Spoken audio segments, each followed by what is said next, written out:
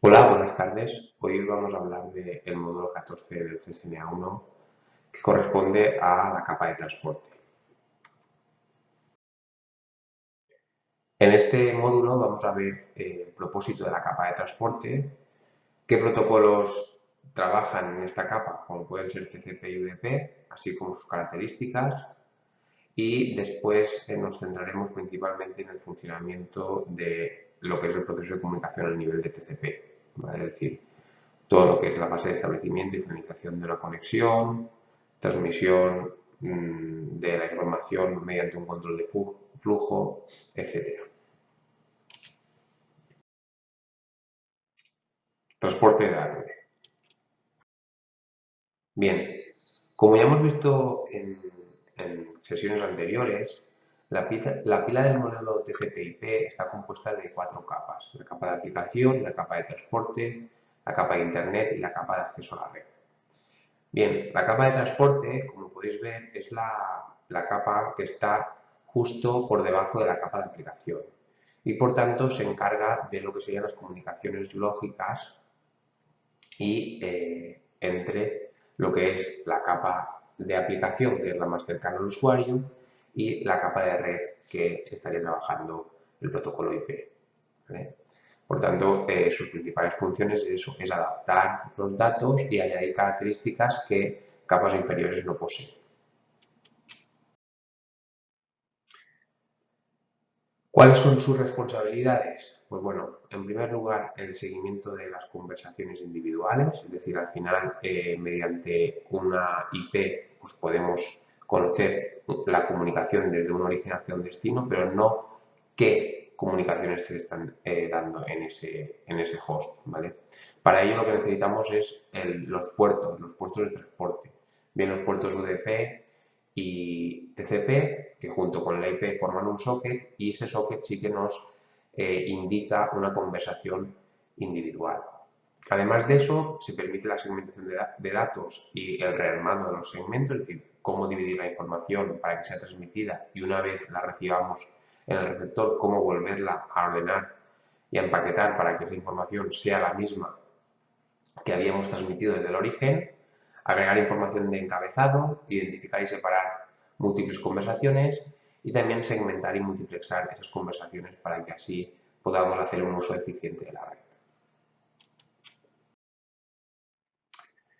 Como ya vimos en el tema donde hablábamos de la capa de red, IP no especifica cómo tienen que entregarse o transportarse los paquetes, ¿vale? Por tanto, tienen que ser las capas de nivel superior las que se encarguen de realizar esas tareas, ¿vale? Principalmente, la capa de transporte hace este tipo de tareas para poder transferir de forma adecuada lo que son los mensajes entre hosts, ¿vale? Y también va a añadir una fiabilidad que la propia capa de red no posee, ¿vale? En esa capa de transporte, los protocolos principales que se implementan hoy en día son TCP y UDP. ¿Qué características básicas ofrece TCP? Pues bueno, en primer lugar, enumera y rastrea segmentos de datos transmitidos desde un host hacia un destino. También confirma que los datos se han recibido en ese destino. En el caso de que algún segmento falle, pues se vuelve a enviar dicho segmento para que así llegue toda la información.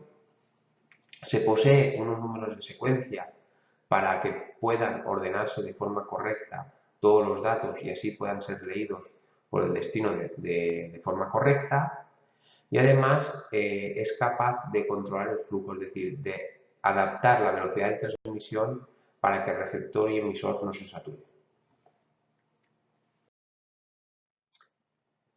Por otra parte tenemos UDP, ¿vale? UDP, ¿de qué se encarga? Pues bueno, UDP es un protocolo bastante sencillo que no posee muchas tareas, ¿vale? Se encarga de entregar los segmentos de una manera adecuada sin añadir mucha sobrecarga, ¿vale? Por tanto, es un protocolo no orientado a la conexión y lo único que se encarga es de adaptar los datos que vienen de la capa de aplicación para que puedan ser transmitidos a nivel de red, ¿vale? En ningún momento se realizan tareas de control de entrega ni control de flujo. Por tanto, este protocolo sirve principalmente para la transmisión de datos que no requieran esas características propias de lo que es la capa de transporte orientada a la conexión, ¿vale? Y principalmente se será en aplicaciones de tiempo real. UDP, por tanto, es utilizado en aplicaciones de solicitud de respuesta donde los datos son mínimos y la retransmisión debe ser rápida, ¿vale? Como podéis ver, ¿dónde se utilizaría UDP? Pues en protocolos de nivel superior, pues que necesitan enviarse rápida la información, que no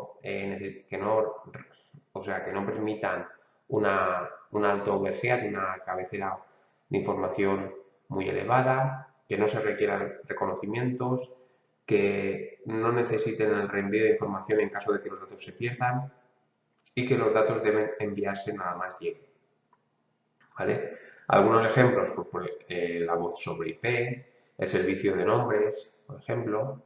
Y en el caso de TCP, pues es justamente lo opuesto, ¿vale? Es decir, requiere de información de reconocimiento, es un protocolo fiable, se reenvían aquellos datos que se han perdido y se tiene en cuenta que la información debe de llegar de forma ordenada para que así pueda ser reconstruida de forma correcta, ¿vale? Algunos protocolos que utilizan TCP, pues HTTP, HTTPS, SMTP, IMAP, ¿vale? Es decir, muchos protocolos que hoy en día utilizamos en nuestro día a día. Vamos a ver ahora detalladamente lo que es la información de TCP. Las características principales que tiene TCP son las que observamos en esta transparencia.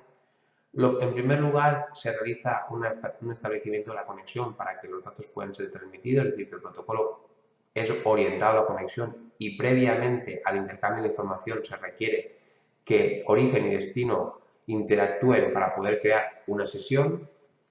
Se garantiza una entrega fiable, es decir, que en todo momento, si algún segmento se pierde o se corrompe, se indicará al origen que ese segmento no ha llegado y se volverá a enviar para así disponer de toda la información en el destino.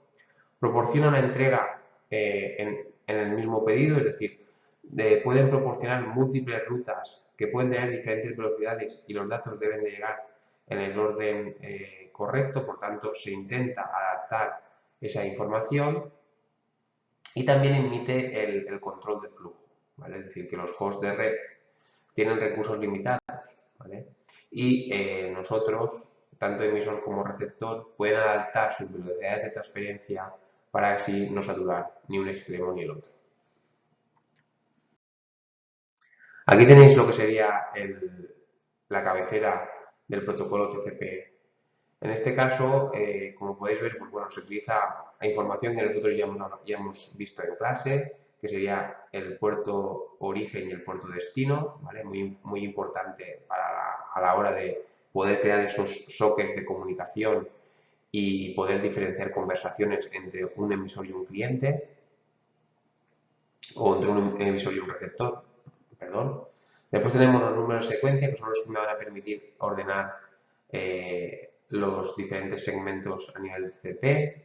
Si requeremos un reenvío de la información, pues con el número de reconocimiento podremos indicarle qué segmento ha fallado. Después tenemos la longitud de la cabecera, bits de control, el tamaño de la ventana, que lo que permiten es, pues, en cierta forma, hacer ese control de flujo que hemos hablado. Después, unos bits de checksum para comprobar que no hay errores en el paquete.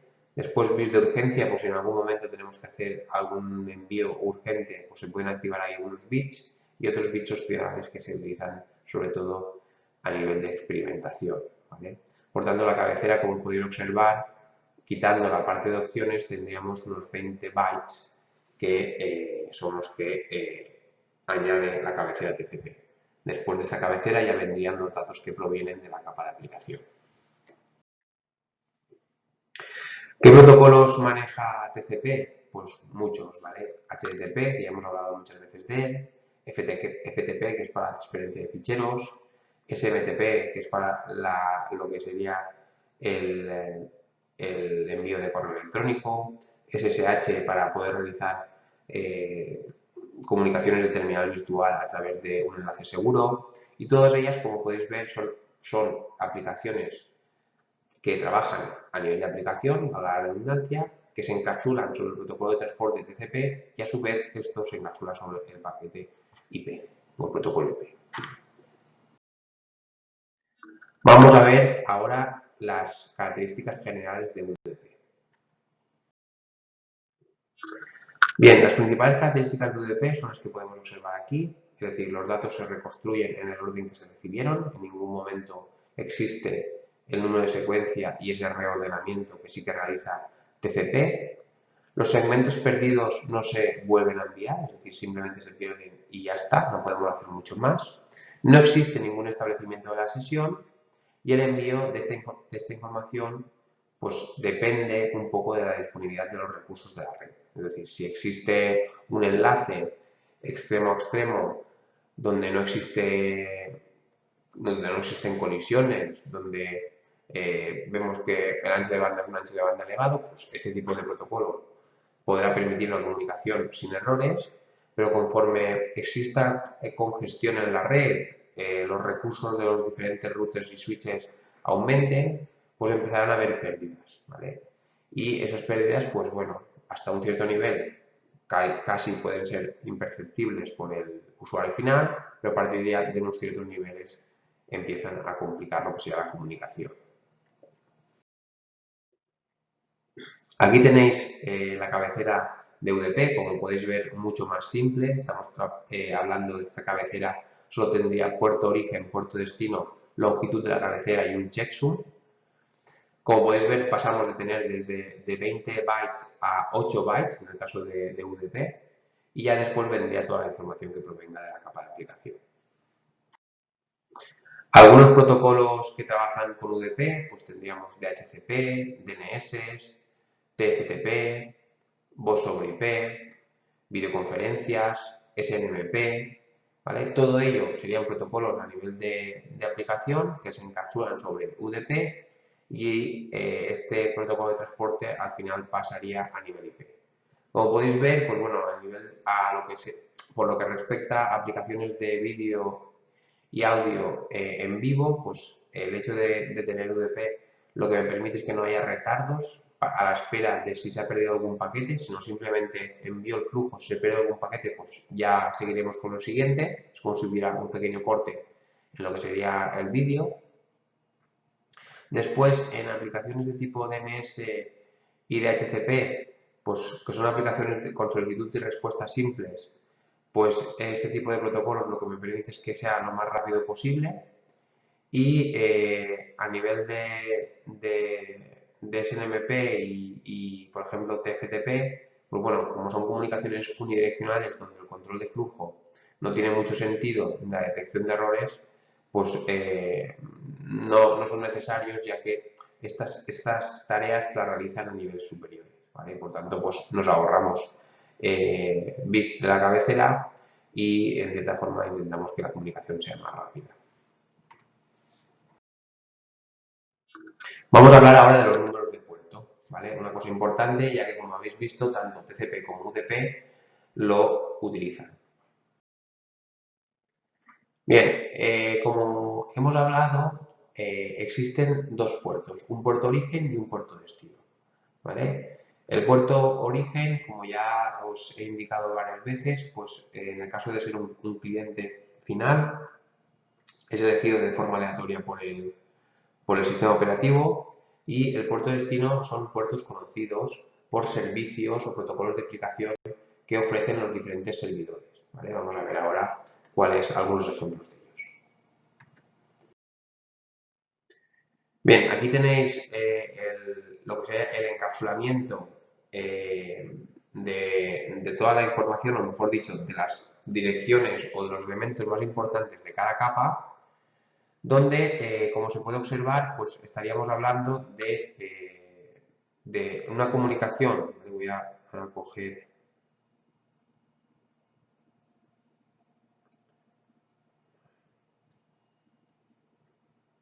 Vale, como se puede observar, tendríamos por una parte lo que es la capa de acceso a la red, que sería esta parte, que son las cabeceras que se incluyen y sobre todo las direcciones MAC de destino y origen, ¿vale? Suponemos que este PC es el origen y el servidor es el destino, ¿vale? Y en esta primera parte superior vamos a intercambiar un flujo desde el cliente hasta el servidor a través de lo que sería el puerto FTP. La dirección MAC, pues como podéis ver, es la destino 0007E942AC28, que sería la que corresponde aquí al servidor, ¿vale? Y después tendríamos la MAC del cliente, que sería esta. A continuación vendría el encabezado de IP, ¿vale? Este es el encabezado que corresponde a IP, que sería la IP origen y la IP destino, ¿vale? La IP origen, pues la propia de la fuente, la 1.5, y la del destino, la 1.7. Y después vendría lo que serían los puertos a nivel de TCP, ¿vale? De transporte. Por una parte tenemos lo que sería el puerto origen, que es un puerto superior a 1024 elegido de forma aleatoria por el sistema operativo, y después un puerto conocido que sería el puerto 21, que está asociado directamente a lo que es el servicio FTP. En el caso de un cliente web, pues más o menos sería lo mismo, ¿vale? Tenemos la dirección, la parte de lo que es el acceso a red, pues serían las direcciones MAC, que las tenemos aquí. Por lo que respecta a la parte de IP, pues serían las IPs, IP origen y IP destino, ¿vale? La 1.5 origen, la 1.7 destino, y después tendríamos los puertos origen y destino. El puerto destino sería el puerto 80, que es el propio puerto del servidor web, y después el puerto origen, lo mismo, es un puerto, como ya hemos dicho, superior a 1024 y seleccionado de forma aleatoria por el sistema operativo, ¿vale? Como podéis ver, esto lo que me permite es dividir dos conversaciones, es decir, si solo tuviera las MAC no podría dividirlo, si solo tuviera MAC y IPs tampoco podría dividirlo, pero al tener IPs y puertos que ya son diferentes, ¿vale? Y hay una diferencia a nivel de socket, ¿vale? A nivel de socket, que es la unión entre esto y esto serían los sockets, ¿vale? Un socket ya podría diferenciar las diferentes conversaciones. Tendría un socket para FTP y un socket para HTTP.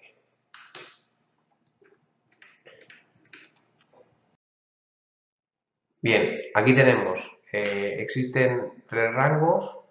Un rango que serían de puertos conocidos que van entre 0 y 1023, que normalmente están asociados a los protocolos de la capa de aplicación, que ahora veremos a continuación.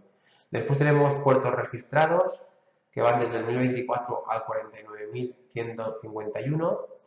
Normalmente estos puertos son asignados a una entidad que solicite un puerto TCP para sus servicios, pero también son los puertos que seleccionan los usuarios para poder enviar información desde un origen hacia un destino, ¿vale?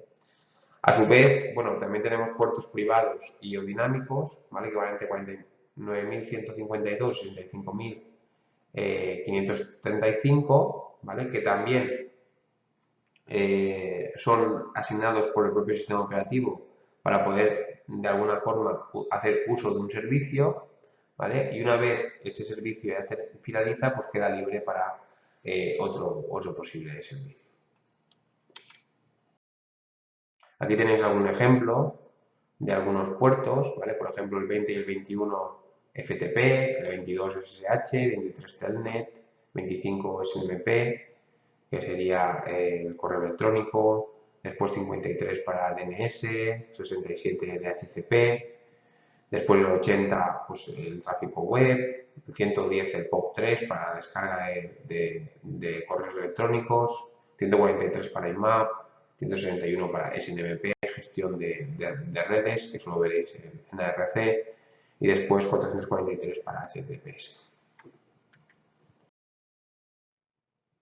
Bien, en la primera práctica se os mostró información del NetStat, ¿vale? Es que el NetStat lo que me permite es ver las conexiones que hay abiertas entre mi dispositivo y un servidor, ¿vale? En este caso, pues bueno, tenemos en cuenta tanto lo que sería la dirección IP propia del dispositivo, ¿vale? Que como podéis ver, pues sería, esta es la dirección origen con el puerto, ¿vale? Y después tendríamos la IP destino, ¿vale? Con el puerto, que en este caso es un puerto conocido, ¿vale? Directamente pone el nombre, pero también, igual que esto, pone el nombre HTTP, pero es lo mismo que si pusiera un 80, ¿vale? Por tanto, como podéis ver, el origen, diferentes conexiones, ¿vale? Cada uno con sus puertos y diferentes conexiones establecidas para poder visualizar pues, diferentes páginas web y otros servicios que trabajemos a nivel de aplicación. Vamos a ver algunos procesos a nivel de comunicación con TCP. Bien, a nivel de TCP, pues bueno, cada proceso de aplicación que se ejecuta en el servidor, pues utiliza un número de puerto, ¿vale? Es decir, yo puedo tener un único servidor donde esté a la escucha en el puerto 80, lo que sea el tráfico web, por ejemplo, y otro servicio a la escucha, por ejemplo, en el puerto 25, que esté dando servicios de SMTP, ¿vale? ¿Eso qué identifica? Pues bueno, que yo puedo tener diferentes clientes y mantener diferentes conversaciones, cada una a través de lo que sería la dirección IP del servidor y el puerto de escucha. Al final, un cliente, por ejemplo, en este caso, el cliente 1, ¿vale? El cliente 1 quiere hacer una petición HTTP. Pues bueno, él saldrá con el puerto origen el 49.152 y el puerto destino será el 80. ¿Vale? A través de esa comunicación que se crea entre el servidor y el cliente, ¿vale? Podríamos mantener esas conversaciones y ya como hemos dicho anteriormente, eso sería el socket, ¿vale? El socket creado. Lo mismo ocurriría con el cliente 2, en este caso para el fichero. Para, en este caso, la comunicación entre el cliente y el servidor, pero con el puerto 51.152 en el puerto del cliente y el puerto destino sería el 25, ¿vale? Y de esa forma, pues podríamos ir intercambiando información entre un servidor y varios. Bien, el paso previo a cualquier intercambio de información entre un cliente y un servidor cuando utilizan el protocolo de transporte TCP es el establecimiento de la conexión. El establecimiento de la conexión se conoce a nivel de TCP como el saludo a 3 vías, donde imaginemos en la figura un cliente A que quiera comunicarse con un cliente B y lo primero, el cliente A envía un paquete TCP con el bit de SYN activado. Ese bit de SYN es recibido por el cliente B y el cliente B contesta con un SYN, con el bit de SYN activado y con el ACK también activado.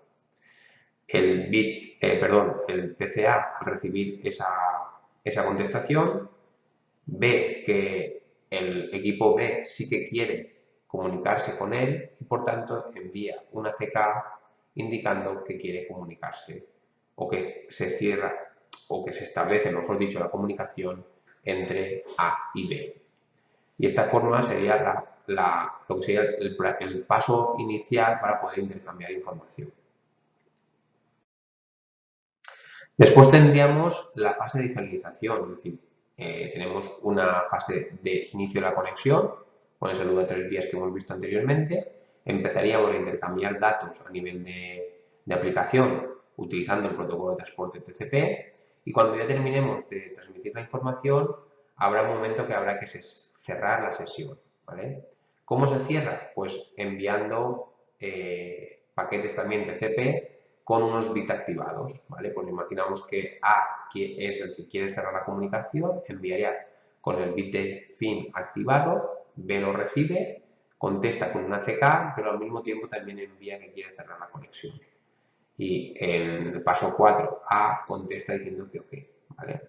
Este tipo de cierre se llama un cierre de la conexión consensuado, ya que son ambos extremos los que realizan el cierre, ¿vale? Bien, las funciones principales de ese saludo a 3 vías son establecer que el dispositivo destino está presente en la red, verificar que el dispositivo destino tiene un servicio activo y acepta solicitudes y informar al dispositivo destino que hay un cliente que quiere comenzar una comunicación con él, ¿vale? Entonces es importante porque el significado de ese saludo inicial o de ese establecimiento de la conexión me va a permitir después tener una comunicación completa, sin cierres y de una forma adecuada, ¿vale? Aquí tenéis, cuando indicamos esos bits de SYN, de ACK o de FIN activados, a qué corresponden, ¿vale? Dentro de lo que es la cabecera TCP, que ya hemos visto anteriormente, como podéis ver, hay unos bits de control. Esos bits de control son 6, que son los que se observan en la transparencia en la parte izquierda, y tenemos el bit de urgencia, que sería un campo para enviar información urgente, el bit ACK, que lo que me permite es indicar un acuse de recibo, es decir, que he recibido una información de forma correcta. Después el bit de push para enviar información a través de una conexión TCP, el bit de reset para restablecer una conexión cuando ocurre un error o se agota un tiempo de espera, el bit de SYN para sincronizar números de secuencia y establecer así el inicio de la conexión, y el bit de fin que es que ya no se quieren más datos y que se quiere terminar la conexión, ¿vale? Por tanto, en esas explicaciones donde hemos visto que el bit de SYN estaba activado, o el bit ACK o el bit de SYN y ACK, lo que se hace es activar estos bits en lo que sería el paquete TCP a nivel de ese campo de bits de control. Vamos a ver ahora lo que es la fiabilidad y el control de flujo. Bien, por lo que respecta a la fiabilidad, TCP, como ya hemos dicho, utiliza el número de secuencia, ¿vale? Este número de secuencia lo que permite es, como ya sabemos, entre una comunicación origen y destino, no todos los datos deben de ir por el mismo camino, sino que pueden ser que unos paquetes circulen por un camino más rápido y otros circulen por un camino más lento. ¿Eso a qué me va a llevar? A que algunos paquetes lleguen antes que otros en el destino. Bien, para ello los números de secuencia van a ser muy importantes, ya que esos números de secuencia me van a permitir reordenar de forma correcta los paquetes para después formar el archivo correcto, ¿vale? Es decir, primero ordenando esos segmentos y una vez ya ordenados, completarlos para poder extraerlos de la capa de aplicación y representarlos al usuario final, ¿vale? Por tanto, como podéis ver, esa fiabilidad de lo que es la entrega garantizada y ordenada es muy importante para poder disponer de la información en lo que sería el extremo de la conexión de una forma correcta. Bien, aparte de ese ordenamiento de lo que serían los datos, también existe la retransmisión de los datos en caso de pérdida. ¿Esto cómo se realiza? Pues bueno, imaginamos la conexión que tenemos aquí, ¿vale? Donde A quiere enviar a B, ¿vale? Por tanto, esa es la comunicación que queremos nosotros hacer en estos momentos, ¿vale? Pues bueno, se empieza a enviar el segmento 1, se recibe de forma correcta. Se envía el segmento 2, se recibe de forma correcta. Pero el 3 falla, el 4 falla. El 5 se envía, lo recibo bien, lo recibo bien. Pero ¿qué pasa? Que en el momento de que yo no reciba uno de los segmentos, desde B, se envía una CK indicando que me falta ese segmento 3. Entonces, A, al recibir esta información, lo que hace es volver a enviar toda la información a partir del segmento 3. ¿Eso qué me va a llevar? Que aquellos segmentos que no tenía, pues perfecto, yo los voy a volver a recuperar, pero van a haber otros, que son los que se indican aquí, que van a estar duplicados. Pues bueno, de alguna manera, esos segmentos duplicados los eliminaré y tendré la información completa para poder formar lo que sería el paquete. Bueno, como podéis observar, este tipo de envío no es muy eficiente, ya que volvemos a enviar información que ya disponíamos en lo que sería el destino. Para ello, ¿qué se ha hecho? Pues lo que observamos aquí, es decir, el poder hacer un ACK selectivo. Es decir, que yo, de alguna forma, si pierdo los paquetes 3 y 4, indique que he perdido a partir del 3, pero sí que he recibido desde el 5 y desde el 10. ¿Vale? Entonces, de esa forma, lo que voy a hacer es, voy a recibir el 3 y el 4 que había perdido, y como el 5, el 6, 7, 8, 9, 10 también ya lo había recibido, que es esto que he indicado aquí, pues el siguiente ya sería el 11, el 12, etc.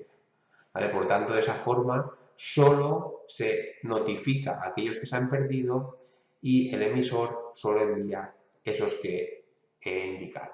¿Vale? Esta forma ya es mucho más eficiente, pero conlleva un poco más de procesado en lo que es la creación de esos mensajes de tipo selectivos. Pero bueno, mejor eso que no volver a enviar la información, ¿vale? Y volver a tener la información duplicada y consumir ancho de banda. Por lo que respecta al control del flujo, es la adaptación de, el envío de la información. ¿Vale? Entonces, de alguna forma, tenemos que intentar enviar el número máximo de segmentos sin recibir una CK.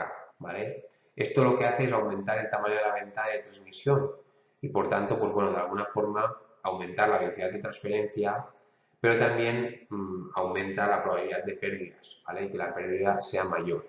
Entonces, hay como si dijéramos una relación de compromiso entre lo que es el ganar velocidad de transmisión y ese posible elemento negativo que sería la pérdida de la información dentro de una ventana. A su vez, también el aumento de la ventana de transmisión, pues bueno, lo que hace en cierta forma es que el cliente o servidor sean capaces de procesar más o menos información sin recibir una CK, ¿vale? También eso conlleva pues una mayor capacidad de procesamiento y demás, pero bueno, que hoy a día de hoy eso ya más o menos está cubierto. Bien, en este caso, imaginad que tenemos un tamaño de ventana de 10.000, ¿vale? Con un tamaño máximo de lo que sería el segmento de 1460. ¿Vale? Pues bueno, en cierta forma, como podéis ver, pues bueno, se van enviando mensajes, conforme se van llevando mensajes, pues se van contestando diciendo, pues he recibido hasta el 2920 y por lo tanto requiero el 21, seguiría con el siguiente, ¿vale? Volvería a enviar indicando cuál es la respuesta y de alguna forma, pues bueno, todo esto va mejorando y adaptando la velocidad de lo que es el tamaño de la ventana, ¿vale? ¿Por qué el tamaño máximo del segmento son 1460? Pues bueno, porque si el tamaño máximo de Cernet, de lo que es la trama a nivel de Cernet, son 1500 bytes, ¿vale? Es decir, es lo máximo que yo puedo incluir en el payload de la trama Ethernet, que es lo que veis aquí, ¿vale? Es decir, esto es la cabecera y esto sería el payload de Cernet. Pues bueno, tengo que quitarle 20 bytes de la cabecera de IP versión 4 y 20 bytes de la cabecera de TCP. Por tanto, 1500 menos 40, pues 1460, que sería la información que veis aquí. ¿Vale? Ese es el tamaño máximo de transferencia a nivel de Cernet. ¿Vale? Si la tecnología a nivel 2 fuera otra, pues bueno, tendríamos que hacer simplemente saber cuál es el tamaño máximo del payload de esa trama, ¿vale? Y a partir de ese tamaño, pues bueno, imaginemos que fueran 2000. Pues quitaría 2000 menos 20 de la cabecera TCP, IP versión 4, menos 20 de la cabecera TCP, y ya tendría pues 2000 menos 40, pues 1960 bytes para poder transmitir, ¿vale?